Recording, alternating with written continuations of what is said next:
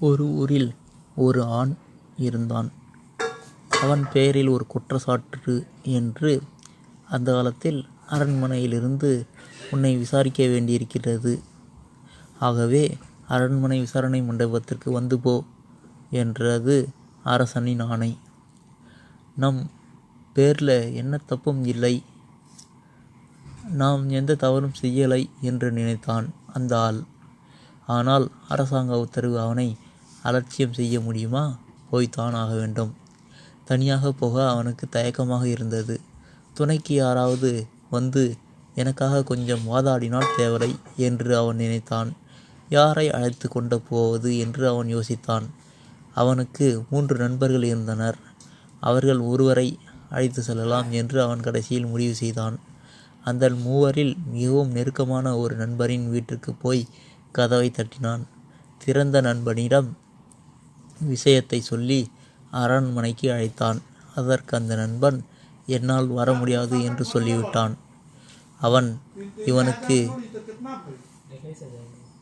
ஏமாற்றமாக போய்விட்டது.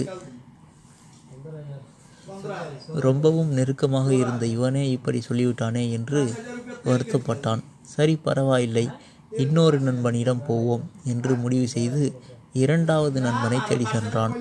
2ஆம் நண்பனோ விஷயம் அனைத்தையும் கேட்டுவிட்டு, அரண்மனை வாசல் வரை நான் வருவேன், அங்கேயே நின்று கொள்வேன், அதற்கு மேல் நான் வரமாட்டேன் என்று கூறினான்.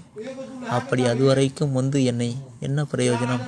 கடைசி வரைக்கும் நம் கூட வந்து நமக்காக வாதாடணுமே, அதுதானே முக்கியம் என்று நினைத்தான்.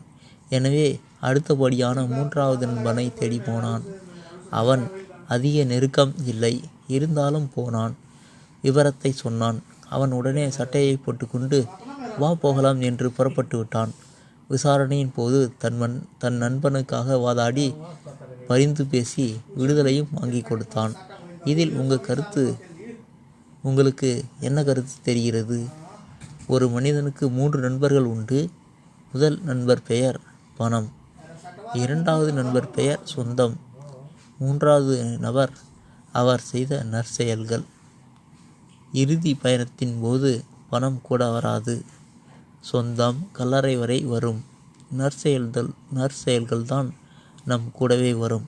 அதாவது நமக்கு பின்னாலும் நம்மை பற்றி சொல்லிக்கொண்டே இருக்கும் மனிதனின் நற்செயல்களை.